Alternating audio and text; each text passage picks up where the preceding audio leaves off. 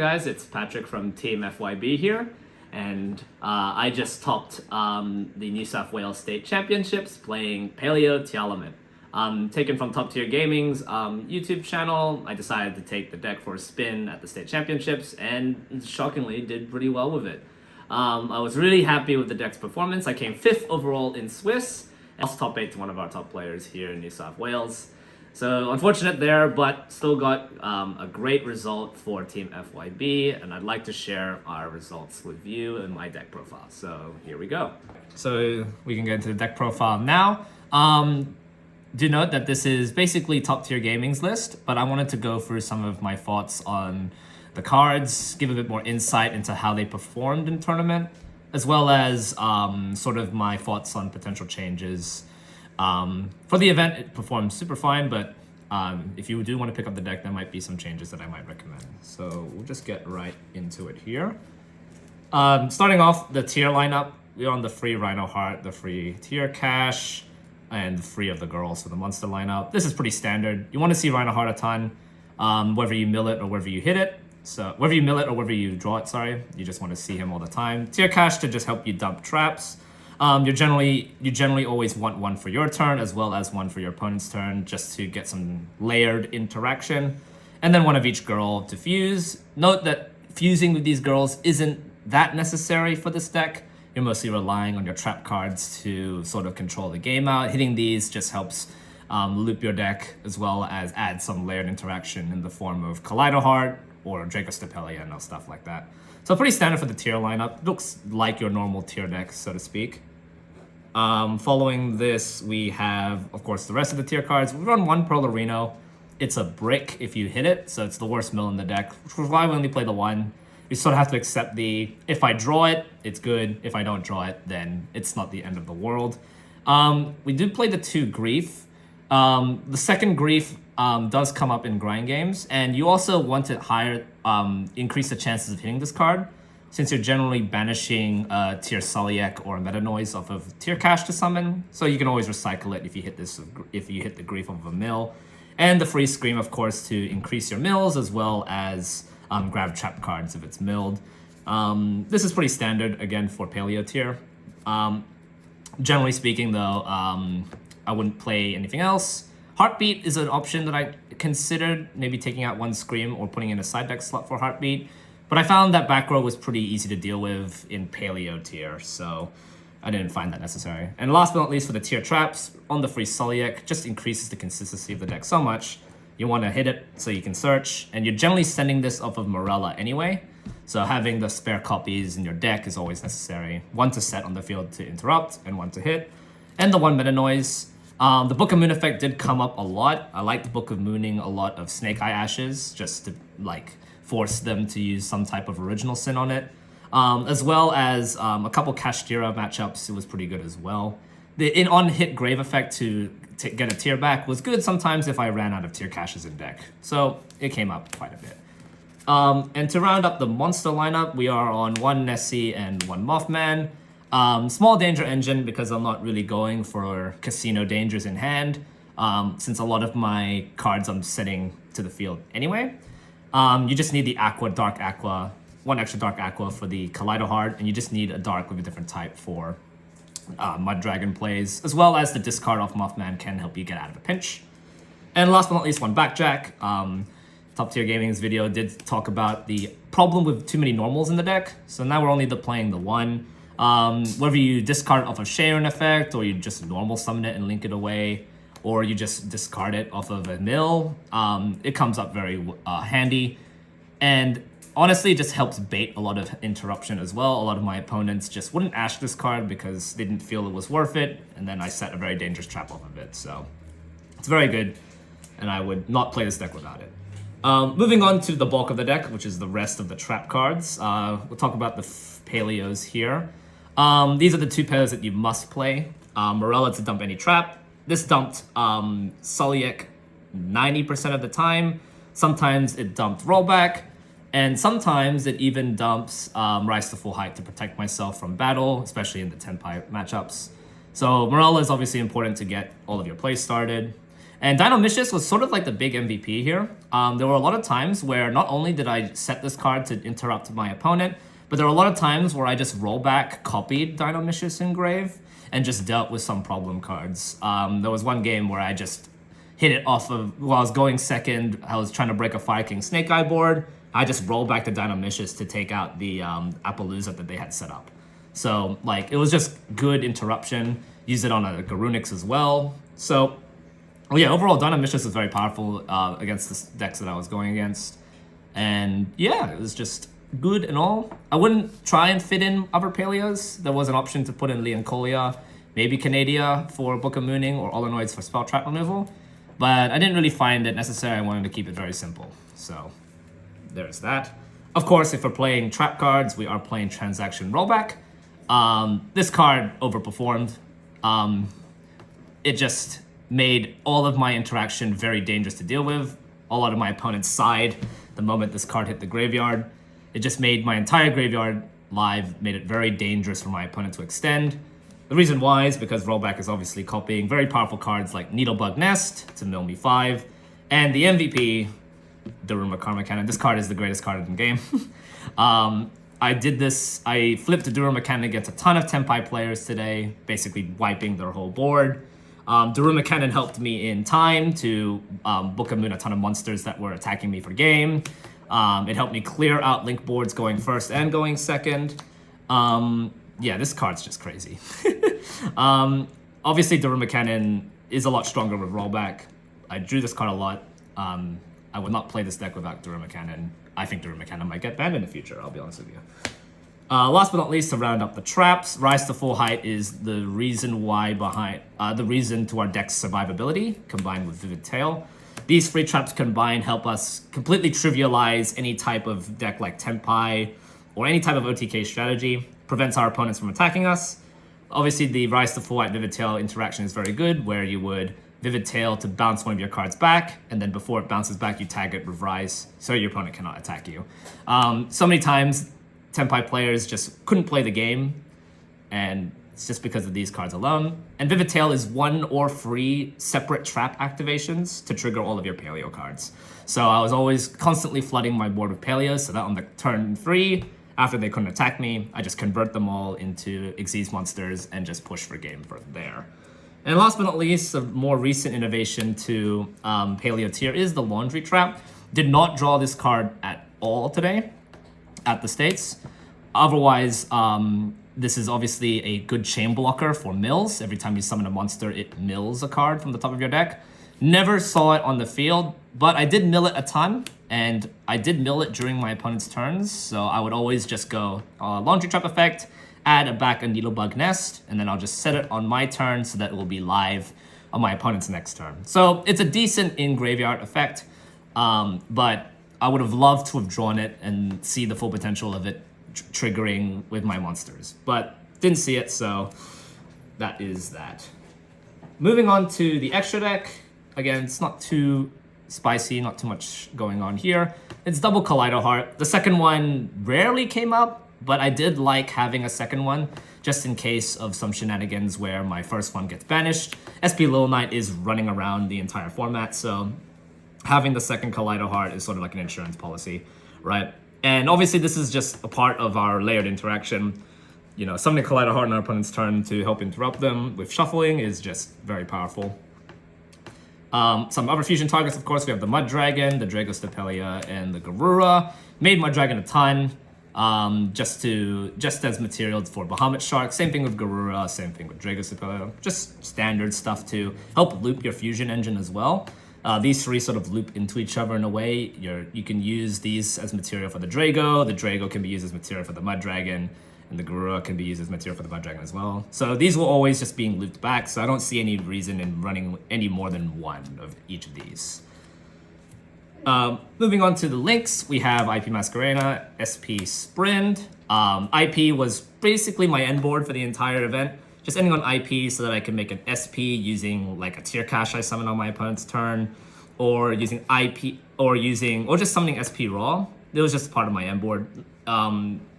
It's just good, especially when you're playing a bunch of trap cards. IP Masquerade just helps protect that layer.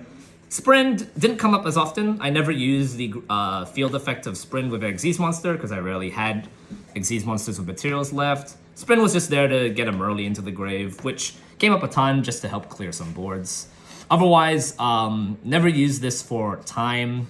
Never had a scattershot play, so Sprint is important. It's definitely necessary, but didn't come up as often as I would have liked it to.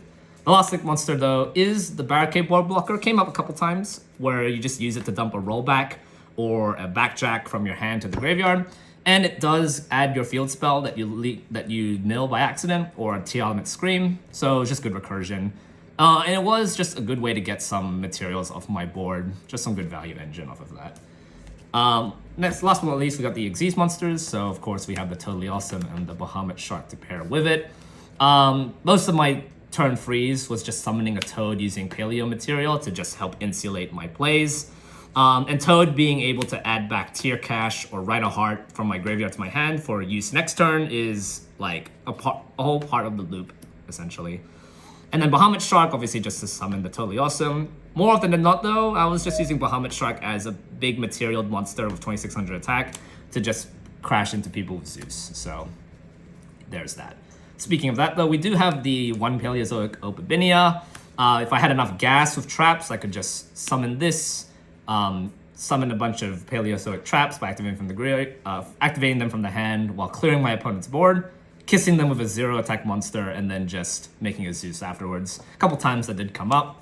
And obviously this is very good for Paleozoic in general. I wouldn't play any of the other ones in Paleo tier, simply because we just don't have extra deck space.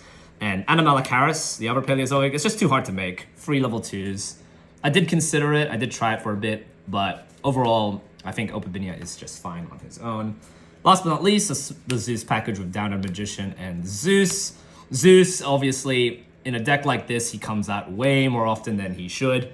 A lot of my end board, a lot of my going second plays was just trying to make this guy as fast as possible, which helped me clear out a ton of boards. Not many boards are ready for Zeus in general. And obviously Downer, it's great. Use it with Totally Awesome. Use it with Opabinia just to give yourself an extra Zeus material. One of my games, I did mess up Zeus. I'll talk about it later, but remember the second effect of Zeus is all I'm gonna say. And last but not least, Typhon. In a deck where I'm trying to take things to turn 2 or turn 3 or turn 4, Typhon's just good for just pushing in that last bit of removal to break people's boards. Overall, just a good card. I think it's just gonna be in every extra deck from now until he gets a better card. Last but not least, we have the side deck. I want to go over some of the justifications for this stuff. We do play one Medora. It's a shuffler. We don't play 2 shufflers because it feels a little bricky, and also like neither of them search anything anymore. Well, you can search the Gravekeeper's Trap, but that's not very good in this deck.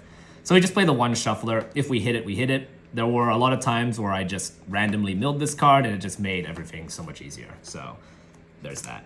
For time, we played one Scattershot, never came up, never had a point where I was going first with a minute left and made a sprint combo. Never came up.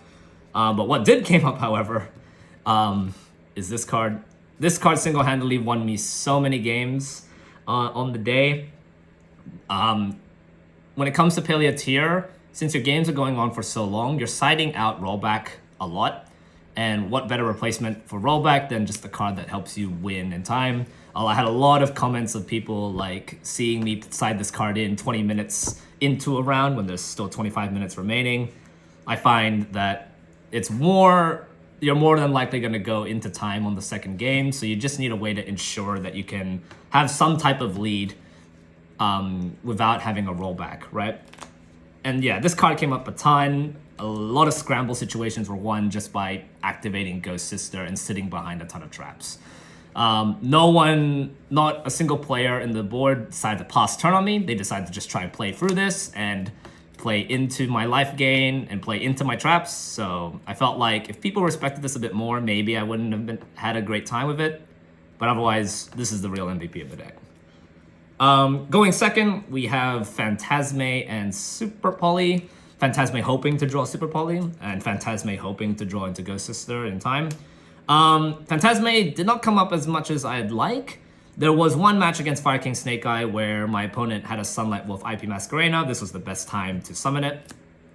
And it helped me draw into a Super Poly, which got me that win. So Phantasme is a great card just to help punish very greedy Snake Eye players, as well as Link decks in general. And Super Poly was not as impactful as I initially thought. It had a lot of uses. My main concerns with Super Poly was that I was using it to deal with the Voiceless Voice and the Melodious matchup. Didn't see either of them, so Super Poly didn't really come in. It came in a lot into Fire King, and I only saw it once.